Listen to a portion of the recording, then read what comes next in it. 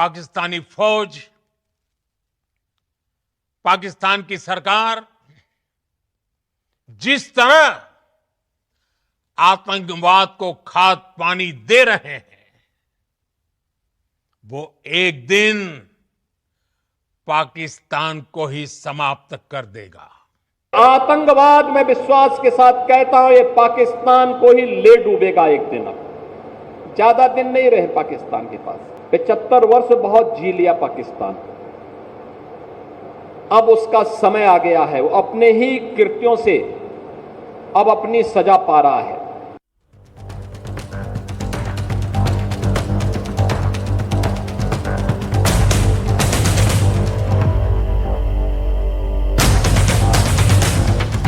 तो क्या पाकिस्तान के अंत का समय आ गया है? पाकिस्तान अब एक्सपायरी डेट हो चुका है और अब उसे खत्म होना ही होगा। पाकिस्तान खत्म होगा तो कैसे होगा, कब करेगा, कौन करेगा? आज इन्हीं सवालों का जवाब जानेंगे अपनी इस खास पेशकश युद्ध में। मैं हूं पिनाज त्यागी। आप सभी का बहुत बहुत स्वागत है। हमारे साथ खास मेहमान भी होंगे इस शो में। हमारे साथ मेजर जनरल राजेश आर्या हैं, chief of staff 15 corps Kashmir Indian army से। हमारे साथ मेजर जनरल संजय मेस्टन हैं, डिफेंस और स्ट्रैटेजिक अफेयर्स एक्सपर्ट। हमारे साथ कैप्टन श्याम कुमार हैं, farmer worship captain Indian navy से। आपका बहुत बहुत स्वागत है।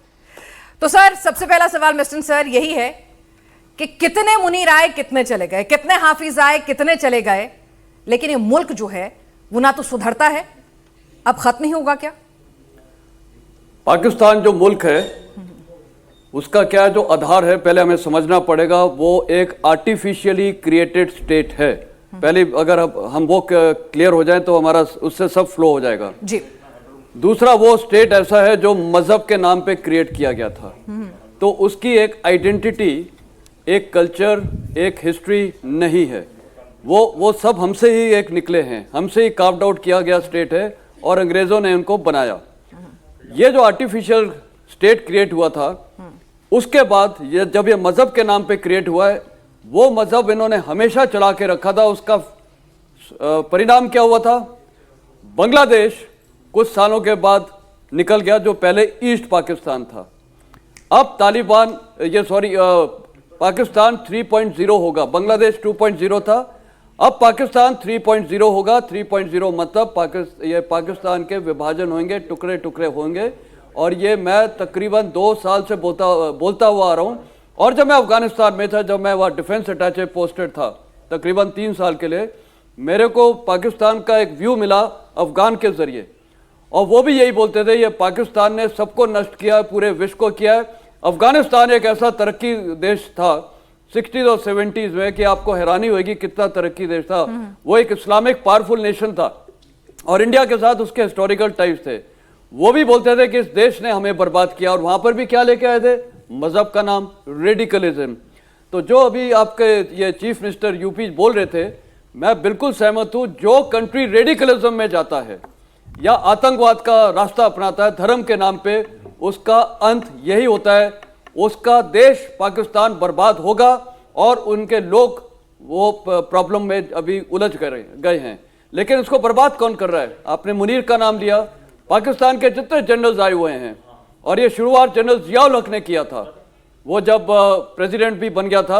और वो शुरुआत इसलिए हुई थी क्योंकि जब अफगानिस्तान में रशिया घुसी थी, सोवियत यूनियन, जब वो वापस गई है, जितने ये जिहादी ट्रेन किए थे अमेरिकन पैसे से, ये अवेलेबल थे, इनको कहाँ लॉन्च किया गया? इंडिया में, कश्मीर में। और तभी 1989 में आपको पता है इंसर्जेंसी हुई थी। 1986 में मैं खुद पोस्टेड था और फर्स्ट केस हमारे साथ ही हुआ था। हमने काफी हथियार एम्यूनिशन पकड़े थे, उस समय ये बिल्डअप कर रहे थे। तो कहने का मतलब है पाकिस्तान सिर्फ सर्वाइवेबिलिटी है उसकी, टेररिज्म, आतंकवाद पे, धर्म के नाम पे, और वही आज फेल हो रहा है। यही पाकिस्तान अब टूटने के तौर पे आ गया है और कोई शक नहीं है। और रोज हम देख रहे हैं कि किस प्रकार पाकिस्तान के अंदर कितनी फूट आ रही है। लोग दुखी हो गए, चाहे बलूचिस्तान हो, चाहे खैबर पख्तूनख्वा जो पश्तून है उधर, चाहे सिंध हो, और पाकिस्तान ऑक्युपाइड कश्मीर जो हमारा पीओके जो है वो भी वापस आएगा। तो पाकिस्तान का विभाजन होने को है, और पाकिस्तान जो पंजाब है, पंजाब पाकिस्तान का वो एपी सेंटर है, और वो भी वहां पर इनके साथ अलग अलग हो जाएगा।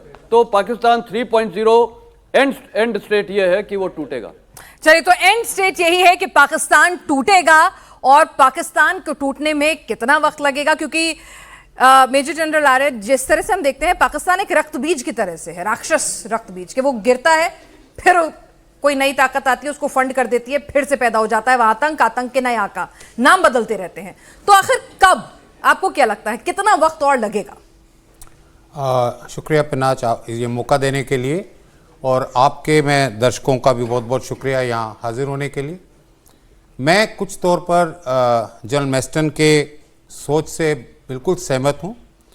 मेरे हिसाब से पाकिस्तान, हम सब जानते हैं कैसे बना, किस विचारधारा पे बना, और किस रास्ते वो पिछले 30 सालों से चल रहा है। यहाँ जब सब बैठे हैं तकरीबन उस एज के हैं, तो वो देख चुके हैं, हम भी देख चुके हैं, बहुत देख चुके हैं। पाकिस्तान के पास इस वक्त सिर्फ 2 ही रास्ते हैं। पहला रास्ता जो जनरल मैस्टर ने बताया कि पाकिस्तान अगर मौजूदा सोच के साथ चलता रहा, मौजूदा हालात में पलता रहा, मौजूदा राजनीतिक और मिलिट्री सोच से चलता रहा, तो पाकिस्तान का पहला जो रास्ता है वो पाकिस्तान टूटने की तरफ जाता है। बहुत मुल्क टूटे हैं, सेंट्रल एशियन मुल्क टूटे हैं, बाल्कन मुल्क टूटे हैं, अपनी अपनी सोच में टूटे हैं। शायद आपके दर्शकों को इतनी नॉलेज नहीं होगी, ये उनसे पहले के किस्से हुए हैं। तो पाकिस्तान अगर इस रास्ते पे चलता रहा तो 2 से 3 हिस्सों में जाएगा। और दूसरा जो रास्ता पाकिस्तान के पास है, एक बहुत जबरदस्त रिफॉर्म्स करने का, जो पाकिस्तान में आतंकियों ने अड्डे जमा रखे हैं। मेरी सोच के हिसाब से इवन पाकिस्तान सरकार के पास भी उनका इलाज नहीं है। वो आतंकी इतने हावी हो चुके हैं पाकिस्तान में कि वो पाकिस्तान आर्मी का एक हिस्सा बन चुके हैं, और पाकिस्तान आर्मी ने उनको अपना हिस्सा बनने दिया, क्योंकि वो पाकिस्तान आर्मी का एक मुद्दा किसी तरीके से हिंदुस्तान के ऊपर वार कर करके पूरा कर रहे हैं।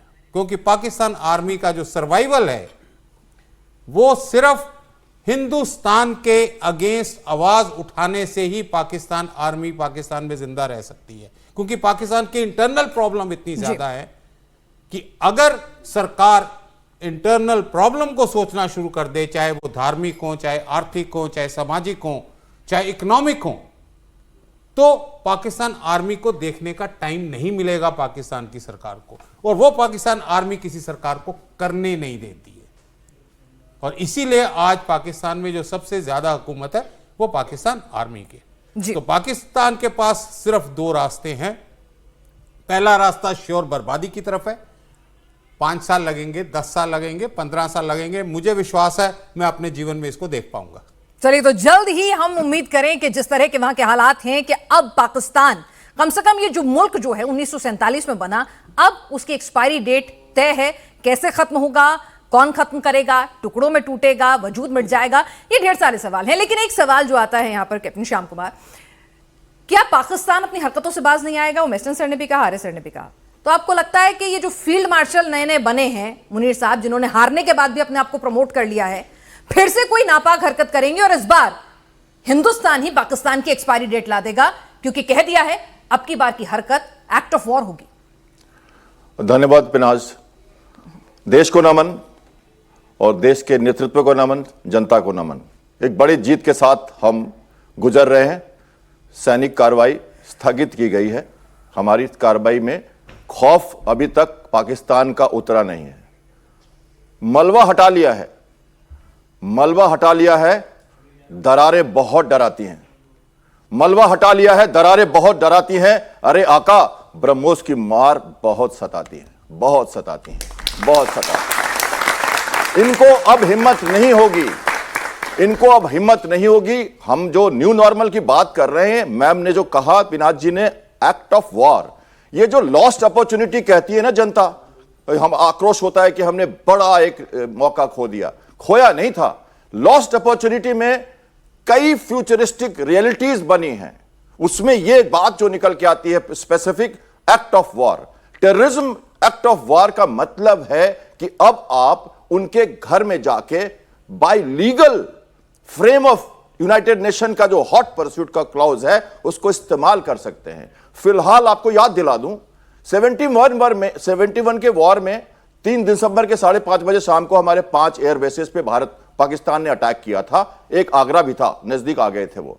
अगले दिन शाम को 5:30 बजे 3 मिसाइल बोट नेवी की तरफ से चुपचाप चीरते हुए समुद्र को रशियन भाषा में बात करते हुए वहां पहुंचे 20 किलोमीटर, और पहली बार विश्व में स्टैंड ऑफ वेपन का सरफेस टू सरफेस मिसाइल का उपयोग हुआ था, जिसको कराची को हमने नेस्तनाबूद किया था। आज आप देख रहे हो स्टैंड ऑफ वेपन की लड़ाई, आज आप देख रहे हो अपने एयर स्पेस में रहते हुए मारने की लड़ाई। हमारे हवाई जहाजों ने हमारी सीमा को क्रॉस नहीं किया, अभी हम उनके अंदर गए ही नहीं हैं। और जब ये, अब मैं जोड़ता हूं इसको इस बात से, आतंकवाद को जब आप एक्ट ऑफ वॉर करार करते हो तो इंटरनेशनल जो एयर स्पेस है, सी स्पेस है, आप वहां से मार कर सकते हो। और ऐसे मार करने के लिए कंट्री को आपको इमरजेंसी या डिक्लेयर करके वॉर के लिए एनिमी घोषित करना पड़ता है नियम के हिसाब से। जब तक एनिमी घोषित नहीं करोगे तब तक वॉर नहीं हो सकता। और अभी हम वॉर में नहीं है, सिर्फ सैनिक कार्रवाई में है। जयशंकर जी लगातार, हमारे प्रधानमंत्री लगातार कह रहे हैं, और हमें भी इस लीगल टर्म को पूछ रहे हैं कि पाकिस्तान अपनी हरकतों से बाज तो आएगा नहीं, और बाज नहीं आएगा तो फिर हमने तो कह दिया एक्ट ऑफ वॉर होगा, तो अगली हरकत पे पाकिस्तान खत्म होगा क्या? बिल्कुल, यही बात आपने डायरेक्टर जनरल लेवल ऑपरेशन को सुना होगा कहते हुए, और क्या कहा था उन्हें मैं रिपीट करता हूं। उनकी जो अकड़ और उनका जो था तरीका बोलने का, वो गुमान आपने देखा होगा, सुनिए उसको जाके, डीजीएनओ का एड्रेस। अगली बार अगर पाकिस्तान ने कुछ किया तो ऐसी हालत होगी, या पाकिस्तान जानता है, बिल्कुल प्रेडिक्ट कर दिया है उन्होंने कि अगला हमला जो होगा वो स्टैंड ऑफ वेपन से 80 से ज्यादा BrahMos, surface to air missiles, Barak, MiG-29, Ka-31, P-8 aircraft, नीचे लर्किंग सबमरीन,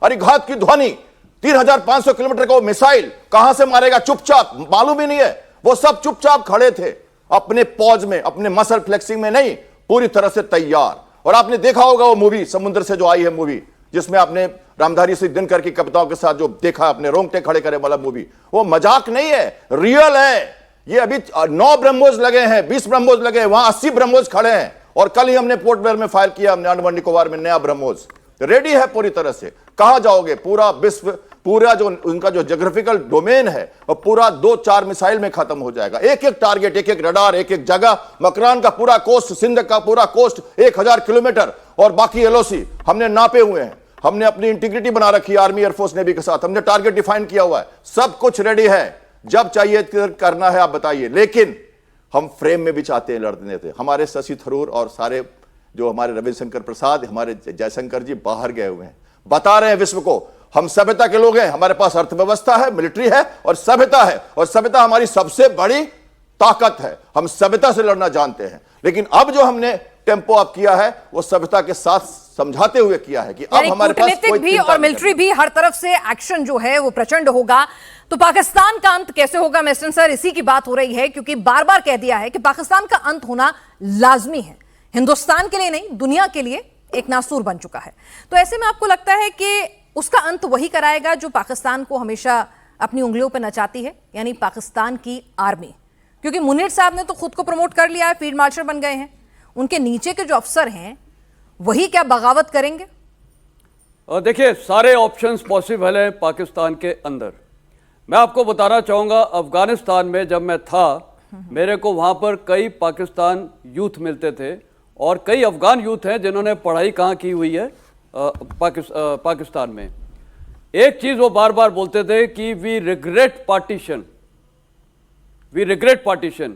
कहने का मतलब है, वो बोलते थे कि हिंदुस्तान कहाँ से कहाँ पहुँच गया है, आज हम वर्ल्ड की 3rd लार्जेस्ट इकोनॉमी बनने की ओर आ गए हैं।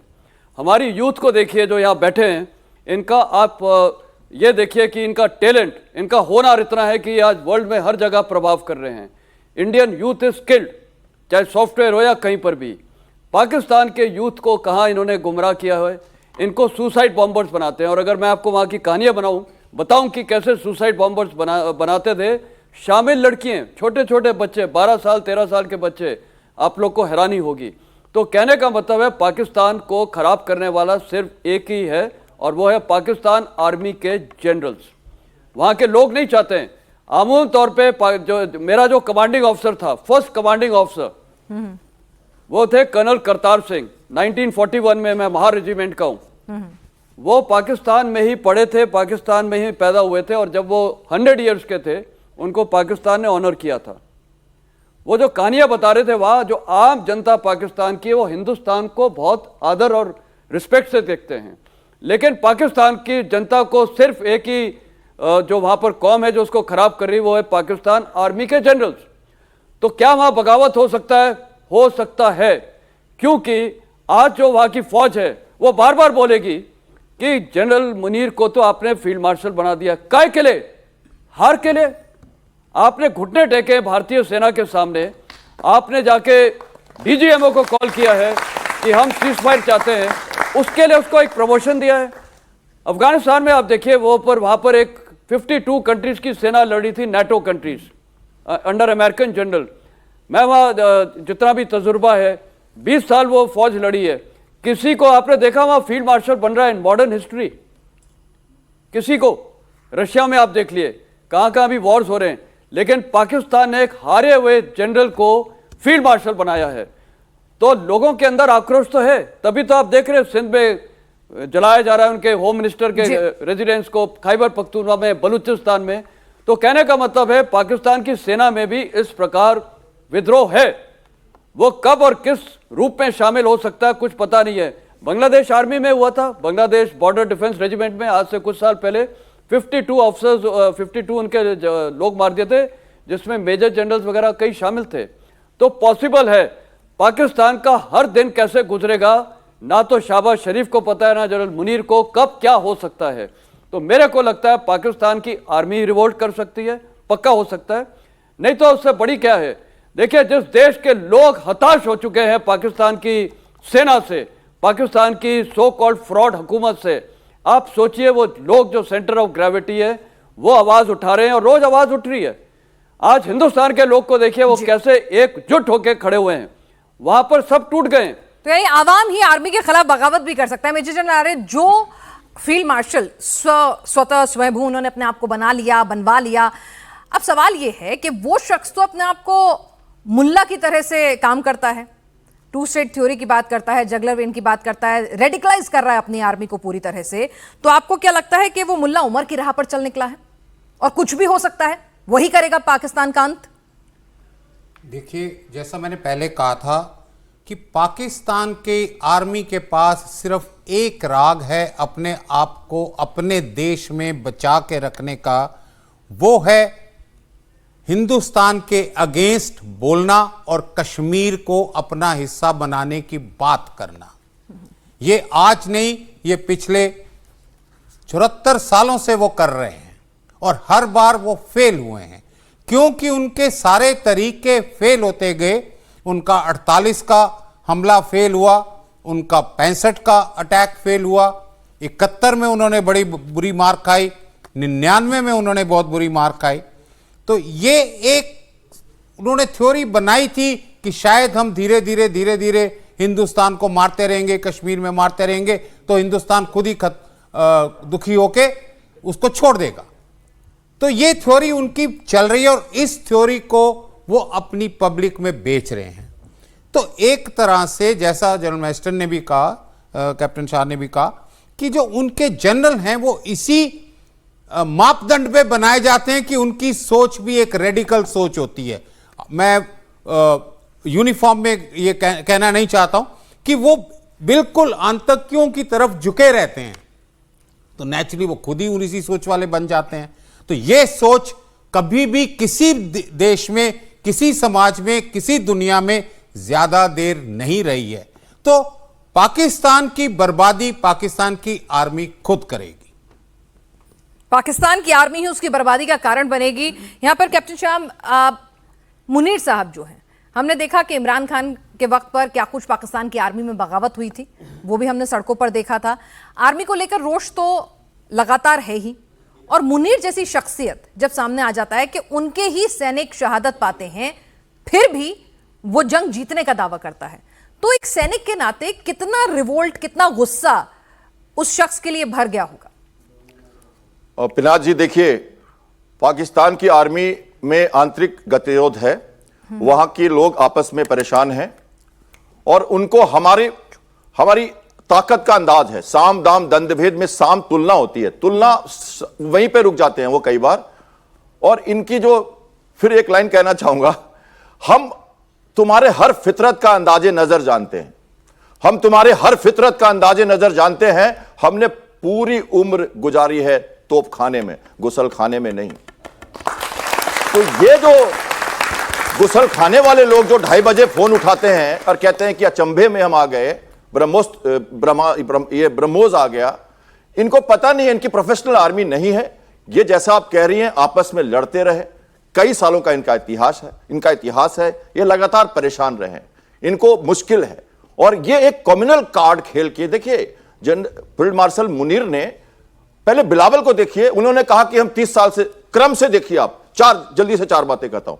बिलावल ने कहा कि हम आतंकवाद को लगातार प्रश्रय दे रहे हैं, 30 साल से हम उनको पाल रहे हैं। खुलेआम कह रहे, खुलेआम क्यों कह रहे हैं मैं बताता हूं। फील्ड मार्शल मुनीर जो जनरल थे उस समय कहा कि हम पालगांव से जस्ट पहले कहा था, और जयशंकर जी का कल का यह बयान है, नीदरलैंड में है, उन्होंने कहा भी है क्लियरली कि यह क्या चक्कर था कि हम जो है इसके साथ जोड़ते हैं, आतंकवाद के साथ हम इसको जोड़ते हैं, हम खुलेआम प्रश्रय देते हैं। और यह भी उन्होंने कहा, जैसे मैम ने हमने कहा कि जुगलर भी है, तीनों बातें उन्होंने कही है, ये उन्होंने कहा।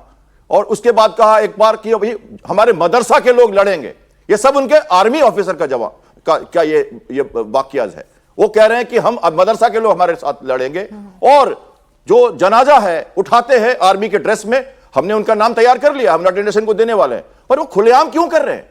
वो कैसे कह रहे हैं कि ये लोग हम फूल चढ़ा रहे हैं, हम झंडा लगा रहे हैं, हम जिनके जनाजे, क्यों कह रहे हैं? क्योंकि अब वो कह रहे हैं कि आप सबूत दे दो, हमें डर नहीं है, हम आतंकवाद के साथ हैं, क्योंकि हम एक कम्युनल कार्ड खेलना चाहते। भारत में पहलगांव में उन्होंने फेथ खोज के मारा, डिवाइड करने की कोशिश की, वर्ल्ड का ओपिनियन अपने तरफ लेने की कोशिश कर रहे हैं, इस्लाम बॉम्ब का यूज करना चाह रहे हैं, और वो चाह रहे हैं कि टर्की जैसे 2-3 लोग उनकी मदद करें, और वो एक तरह से मिडिल ईस्ट को लेके हमारे खिलाफ खड़े करके और वो लड़े। और ट्रंप ने कहा अब इस्लाम के नाम पर लड़ेंगे, और आर्मी में बगावत जो है उससे भी इनकार नहीं किया जा सकता।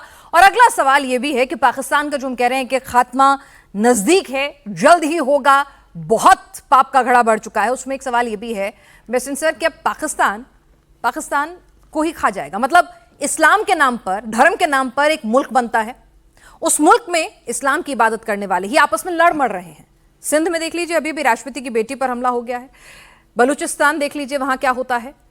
केपी प्रोविंस से क्या खबर आती है, और पंजाब जिससे तो नाराज सभी बैठे रहते हैं। तो क्या आपको लगता है कि ये आपस में ही लड़ मरेंगे, छोटे छोटे टुकड़ों में बट जाएंगे? देखिए, आपको याद होगा जो मेरा फर्स्ट स्टेटमेंट था कि ये एक आर्टिफिशियल क्रिएटेड स्टेट था मजहब के नाम पे, वो बिल्कुल फिलॉसफी फेल हो चुकी है। उसने उसको जोड़ा नहीं है, इनको डिवाइड किया है। और जो रेडिकलिज्म इस्लाम की इन्होंने थ्योरी लगा रखी है, वो उनको फेल कर रही है, वो किसी को जोड़ नहीं रही है। और वही वो जाके उन्होंने टेररिज्म पे शुरू कर दिया, रेडिकलाइज करके।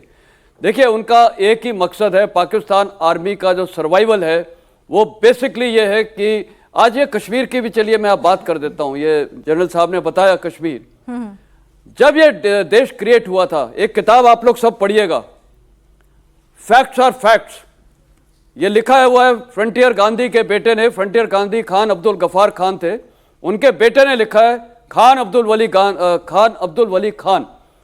इन्होंने रिसर्च किया, ये यूके ने सारी वो जो उस समय इंडिपेंडेंस की लड़ाई थी, सारे उन्होंने कागजात वहाँ पर रखे हुए हैं यूके इंडियन लाइब्रेरी में, उससे पढ़ा, इसीलिए नाम है book of facts of facts. पहली बात, मैं उसको किताब को इतनी बार पढ़ के अब मेरे को याद हो गया है।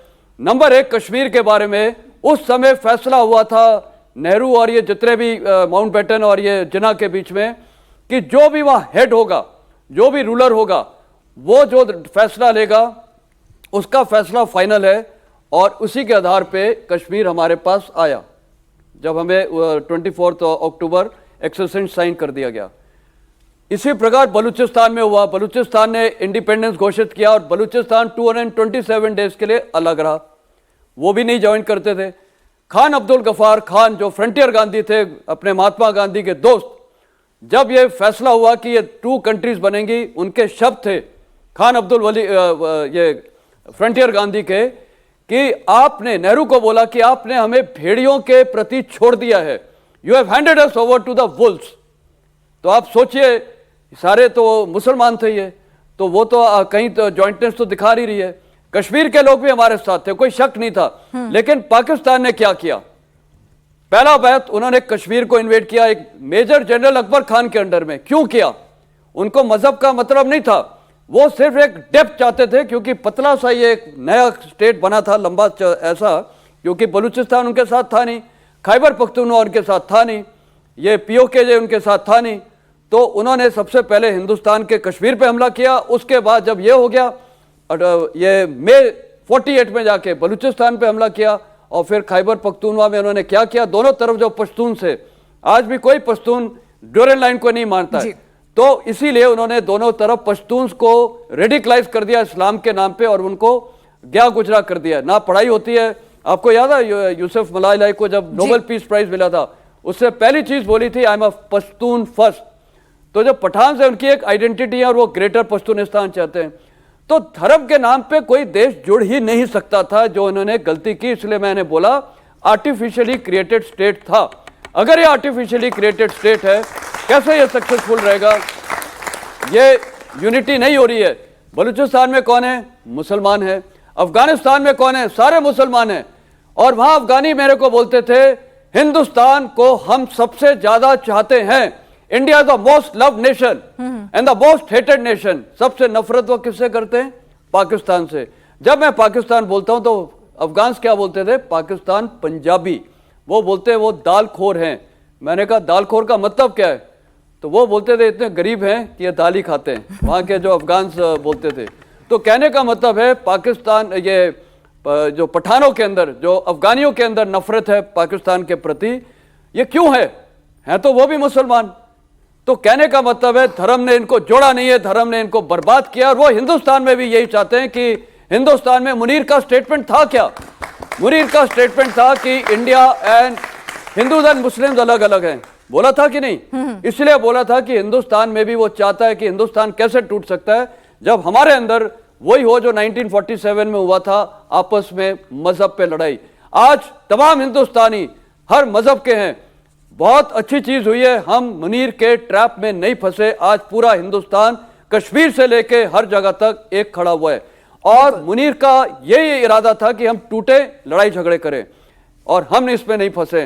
तो तमाम हिंदुस्तानी को शाबाश। मैं अपने तरफ से बोलना चाहूंगा कि आप एकजुट खड़े। मजहब किसी को यूनाइट नहीं करता है, मजहब एक पर्सनल चीज है। लेकिन आप वो पूरे देश के हित में आप बार बार मजहब करते हैं, अपने लोगों को आपने गुमराह कर दिया है, और आपने देख लिया वो कहां जा रहा है। तो मैं इसलिए बार बार बोल रहा हूं, पाकिस्तान का भविष्य है, खत्म हो जाएगा, वो टूटेगा, और ये 4 हिस्से होकर रहेंगे, उसमें कोई शक नहीं है। चलिए, तो 4 हिस्से होकर रहेंगे। तो सर छोटा सा एक क्विकली अब हम लोग, क्योंकि अगले टॉपिक की तरफ बढ़ेंगे, मेजर जनरल आर्य साहब, के क्या सबसे पहले सिंध टूटेगा या बलूच टूटेगा? देखिए, मैं थोड़ी सी अलग सोच रखता हूं, मैं भी शायद अपने एक्सपीरियंस से, कि टूटा हुआ पाकिस्तान हमारे लिए इससे करंट पाकिस्तान से बड़ी प्रॉब्लम होगा। अच्छा, ये अपनी स्ट्रेटेजी से मैं सोचता हूं। आज हमारी फौज गुजरात बॉर्डर पे है, मैं था बाड़मेर में बॉर्डर पे। अगर बलूचिस्तान और सिंध टूट जाता है तो मेरे को बाड़मेर से लेकर और कराची तक फौज बिठानी पड़ेगी पाकिस्तान के अगेंस्ट। आप ये बात समझते हो? मेरा बॉर्डर 1500 किलोमीटर और लंबा हो जाएगा। सो हमको जो it is a geopolitics, we need to think very deeply and carefully what do we want from Pakistan. You should be proud today. I just got an article, if it can be zoomed, जो Indian army ने 4 दिन में 7, 8, 9, 10 को किया, पूरी दुनिया उसको समझने की कोशिश कर ली है। ये एक यूएस जर्नल का आर्टिकल है। He writes, India gives a wake up call to the world. Yes. India gives a wake up call to the world. US defense reforms must match the speed of modern warfare. We have taught Pakistan a lesson without breaking it. बिना उसको तोड़े, बिना उसको बर्बाद किए, हमने उसको एक ऐसा लेसन दिया है जो दुनिया स्टडी करने पे मजबूर है। दुनिया अभी भी रशिया, यूक्रेन और इजराइल गाजा की तरह पत्थरों से लड़ाई कर रहे हैं, जिसमें 90% निर्दोष जनता मारी जाती है। 90% जितनी कैजुअलिटी हुई है उसमें सिर्फ 10% आर्मी कैजुअलिटी है, 90% पब्लिक मारी जाती है। जो हिंदुस्तान ने नहीं किया, हिंदुस्तान ने चुन के टारगेट बर्बाद किए, टेररिस्ट टारगेट बर्बाद किए, मिलिट्री टारगेट बर्बाद किए। कहने का मतलब है अगर पाकिस्तान को तोड़ना होता तो हम आज से 20 साल पहले तोड़ चुके होते। हम नहीं तोड़ना चाहते हैं। हिंदुस्तान एक शांति प्रिय देश रहा है और मैं चाहूंगा वो रहे। जी। इसका एक दूसरा आर्टिकल है मेरे सामने। ठीक है सर, मेरे को क्योंकि एक और टॉपिक पे आगे बढ़ना है, वक्त की थोड़ी कमी है। कैप्टन श्याम कुमार के आतंकिस्तान बन चुका है पाकिस्तान, आतंकियों को पालता पोसता है, दुनिया से छिपा नहीं है, और अब तो उनके मिनिस्टर्स भी कबूल कर रहे हैं। तो आपको लगता है कि अब पाकिस्तान का खात्मा दुनिया मिलकर करेगी या फिर नहीं, यह काम हिंदुस्तान के हाथों ही लिखा है? तीसरी जो सबसे बड़ी जो शक्ति है भारत की, वो सभ्यता, 5000 वर्षों का हमारा जो सॉफ्ट पावर, और जो जनरल आर्या ने कहा मैं उससे शत शत शत सहमत हूं, क्योंकि तोड़ना हमारा काम नहीं है। और ये उनका अंडे को अगर बाहर से तोड़ दो तो वो मर जाएगा और वैसे भी खत्म हो जाएगा। खत्म तो होगा नहीं, ज्योग्राफी है, इसको खत्म तो कर नहीं सकते, ट्रबल करेगा हमें, जैसा उन्होंने कहा। लेकिन अंडे को अंदर से फूटने दो तो एक जीव निकलेगा ना, कुछ तो होगा। तो ये सभ्यता की लड़ाई है और टिट फॉर टैट। ध्यान रखिए, ट्रंप ने मजाक नहीं किया था 23 अप्रैल को। उन्होंने कहा था ये सभ्यता की लड़ाई है, दोनों 1500 साल से लड़ते रहे हैं, ये अपने आप टिट फॉर टैट कर लेंगे। तो हमने टिट फॉर टैट करके जवाब दिया है। और जैसा आपका प्रश्न है आतंकवाद पे क्या मैसेज गया है अंतर्राष्ट्रीय समुदाय में, नहीं, हमने कहा कि क्या पाकिस्तान को खत्म करने के लिए अब सारी दुनिया इकट्ठी आ तो जाएगी, क्या मैसेज या फिर गया है? हिंदुस्तान को ही खत्म करना होगा? क्या मैसेज गया है? क्या ये पाकिस्तान। ग्लोबल कॉन्सेप्ट होगा? देखिए, हमने शूर्पणखा की नाक काट दी है और उसको छोड़ दिया है। अब रावण आएगा तो देखेंगे, नंबर 1। दूसरी बात, बजरंगबली को भेज के वो दिखा भी दिया है लंका दहन। दूसरी बात। अब तीसरी बात, भारत ने कहा है कि हम नए नॉर्मल पर हैं, जब जरूरत पड़ेगी हम निपटेंगे, हमें किसी तीसरी की जरूरत नहीं है। देखिए, ना तो रशिया आएगा ना यूएसए आएगा, और अगर लड़ाई हुई तो हमें खुद लेना पड़ेगा। जॉन स्पेंसर ने कल कहा है, अर्बन वॉरफेयर के जो राइटर हैं, उन्होंने कहा है physics of lethality of weapons, cost effective तरीका और प्रोवेन जो उन्होंने एक तरीका अपनाया है, टैक्टिक्स जो अपनाई है वॉर की, अमेरिका को लेसन लेना पड़ेगा। तो भारत अब तैयार हो गया है और सेल्फ जज के रूप में अब हम एफआईआर लॉज नहीं करेंगे, हम अब विक्टिम कार्ड नहीं खेलेंगे। हमने अपना आर्टिकल 51 को ले लिया है, अब हम मारेंगे और आतंकवाद को मारेंगे। यह भी ध्यान रखिए, हमारी पकड़ पैनी नजर सिर्फ मछली के आंख पर है। हम सभ्यता के साथ लड़ रहे हैं, हम आतंकवाद को मार रहे हैं, हम पाकिस्तान से लड़ नहीं रहे। ये बात ध्यान रखना है। हमारे प्रधानमंत्री के लैंग्वेज, जयशंकर के लैंग्वेज, हमारी कॉन्स्टिट्यूशन, हमारी सभ्यता हम अलाइन करके देखें और 24 अप्रैल से देखें, मधुबनी से देखें, आज तक, मधुबनी से बीकानेर तक आप प्रधानमंत्री को फॉलो करें, आपको लग जाएगा कि ITP, identify, trace and punish supporters, enablers, financiers, SEF। तो वही हमको करना पड़ेगा। और यह भारत का मैसेज है आज का, यह है हमारे देश का मनोबल। और विश्व समुदाय ने अब हमें वो दे दी है छूट, अब वो हमको कुछ नहीं कहेंगे, हम अपने आप कर लेंगे। और कहेंगे भी तो हम सुनेंगे नहीं सर, हमने बता दिया है कि हमें पार्टनर्स चाहिए, प्रीचर्स नहीं चाहिए। और अब जनता बहुत देर से हम सबको सुन रही थी, अब उनके भी सवाल हैं, तो जरा उनको भी सुन लें। आप लोगों का, जी आपका क्या सवाल है? थैंक यू सर, ये काफ़ी अच्छी चीज़ें आपने बताई, हमें भी ये चीज़ें नहीं पता थी। और अब लग रहा है कि भारत एक अलग तरीके का भारत बन गया है, वो सिर्फ निंदा करने तक सीमित नहीं रहता है, सवाल। वो जाता है और एक्शन करता है। एक छोटा सा इसमें ये है सर कि जो हमने वाटर डिप्लोमेसी या वाटर के ऊपर जो हम लोग एक्शन लेने की बात कर रहे हैं, इसके अंदर अभी थोड़ा टाइम फ्रेम लगेगा। तो मीनवाइल हम कोई और ऐसा तरीका निकाल सकते हैं जिससे ज़्यादा इफेक्टिव असर पड़े पाकिस्तान के ऊपर? तो ऐसा कौन सा तरीका हो कि वाटर डिप्लोमेसी से थोड़ा जल्दी रिजल्ट आ जाए? क्या आप पाकिस्तान के 25 करोड़ नागरिकों को प्यासा मारना चाहते हैं? क्या हिंदुस्तान इस नरसंहार की जिम्मेवारी अपने सिर पे लेना चाहता है? अपने दिल से पूछिए, जवाब आपके पास है। विकल्प हैं, हम नहीं इस्तेमाल करना चाहेंगे। इसीलिए जो हमारा 7 तारीख को हमला था, अगर आप उसको रिसर्च करें और इंटरनेशनल मीडिया में रिसर्च करें, ठीक है, क्योंकि हिंदुस्तान और पाकिस्तान के मीडिया में बायस्ड रिसर्च निकलेगी, वर्ल्ड का सबसे पुराना थिंक टैंक है royal United service institute of UK, Hindustan में भी है एक उसका। उनकी रिपोर्ट आज आई है कि जो 7 तारीख को हमला था वो पूरा हाथ बांध कर किया गया था। 100%। आदेश थे सेना को, मिलिट्री को, एयरफोर्स को, आप पाकिस्तान के किसी जहाज को पहले नहीं मारेंगे। मैं नहीं कह रहा हूं, रूसी कह रहा है। आप पाकिस्तान के किसी जहाज को पहले नहीं मारेंगे, ठीक है? आप पाकिस्तान के किसी एयरपोर्ट के या एयर डिफेंस इक्विपमेंट को पहले नहीं मारेंगे। ये मैं नहीं कह रहा, रूसी कह रहा है, रूसी का आर्टिकल आज का। तो हमारे पास विकल्प हैं, बहुत विकल्प है। आप जाइए उन नदियों को देखिए, बहुत विकल्प हैं, वो चल रहे हैं। मगर हम नहीं चाहेंगे कि पाकिस्तान आर्मी और चंद मुट्ठी भर आतंकियों का बदला पाकिस्तान की निर्दोष जनता या किसान से लिया जाए। आपके प्रश्न का आंसर ठीक है सर, एक और सवाल है, एक सवाल ज्यादा है तो इसीलिए जी। सर हम ये चाहेंगे कि हम पाकिस्तान की 25 करोड़ जनता को प्यासा तो नहीं मारना चाहते, लेकिन हम चाहते हैं कि हम उसको रेगुलेट करें और पाकिस्तान तरीके से रहे, आतंकवाद नहीं करे, और जब वो हमारी कंडीशंस को फुलफिल करे तभी हम उनको पानी दें। ठीक है, चलिए तो ये शुरुआत आपका हो चुकी सुझाव है। उसकी? सवाल और शुरुआत हो किसका गई सवाल है? उसकी, जी। जवाब है।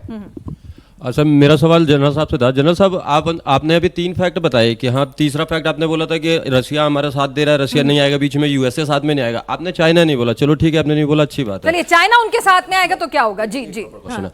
और सर इस समय परसों संधि हुई थी अभी कि सिंध से बलूचिस्तान से लेकर सिंध तक एक बॉर्डर रोड बना रहा है, चाइना बना रहा है। तो उसमें हमारा देश कहाँ क्या विकल्प खोज रहा है या फिर आगे क्या करेगा? देखिए, अंतर्राष्ट्रीय समुदाय में जो होता है, सीपैक की बात कर रहे हैं आप, तो कॉरिडोर जो बनाई जा रही है बलूचिस्तान के चावार पोर्ट तक, वो खुल रहा है, जिसकी बात हम कर रहे हैं। चावार पोर्ट पर नेवी की बहुत पैनी नजर है, ठीक है ना? ये जो उसके जो गवादार पोर्ट जो उनका है, और हमने ईरान में जाके चावार पोर्ट बना लिया है, उसके बगल में ही गल्फ ऑफ हॉर्मुज जो है ना, ये जो गल्फ है वो चोक पॉइंट है, और भारतीय नौसेना वहीं रहती है आधे दिन। हम उसी पर नजर रखते हैं। तो नजर हमारी, हम तो टू फ्रंट वहां वॉर देख के लिए रहे हैं, उसको हमेशा हम समझ तैयार रहे हैं, यही उसी की तैयारी भी चल रही है। एक और सवाल है जी, फटाफट। सर हम लोग पीओके का हिस्सा अपना कब तक मानेंगे? पीओके आपका है, पाकिस्तान ने कब्जा कर रखा है, वो आपका ही है।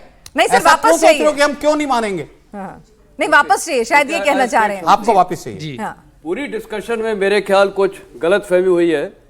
भारत का काम पाकिस्तान को तोड़ना नहीं है, पहली बात मैं क्लियर कर देता हूं, ये कहीं से निकला है।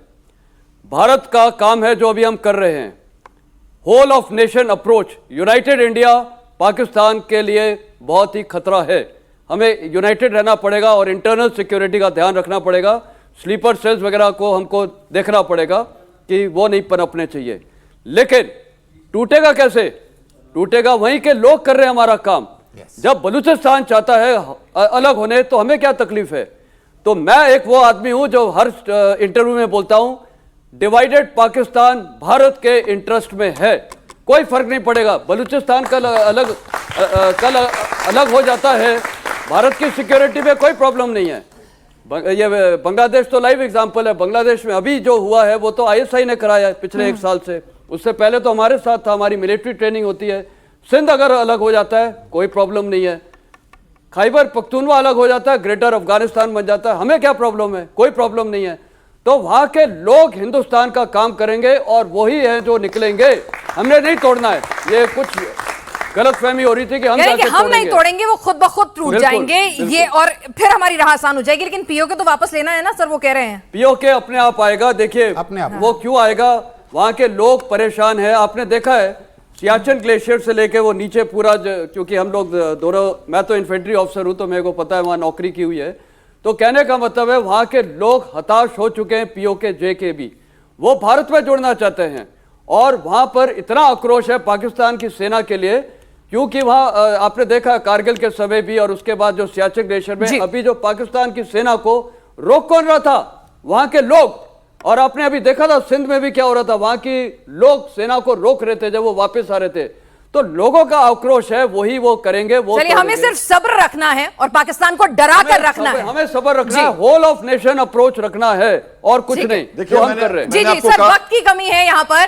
आपने इस पाकिस्तान को लेकर सभी लोग कह रहे हैं कि आखिर ये जो मुसीबत है कब गले से छूटेगी, इसके क्या कुछ विकल्प हो सकते हैं, आपने बताया और हमारी शानदार ऑडियंस के भी सवालों के जवाब दिए। आपका बहुत बहुत शुक्रिया और आज की हमारी इस खास पेशकश में इतना ही।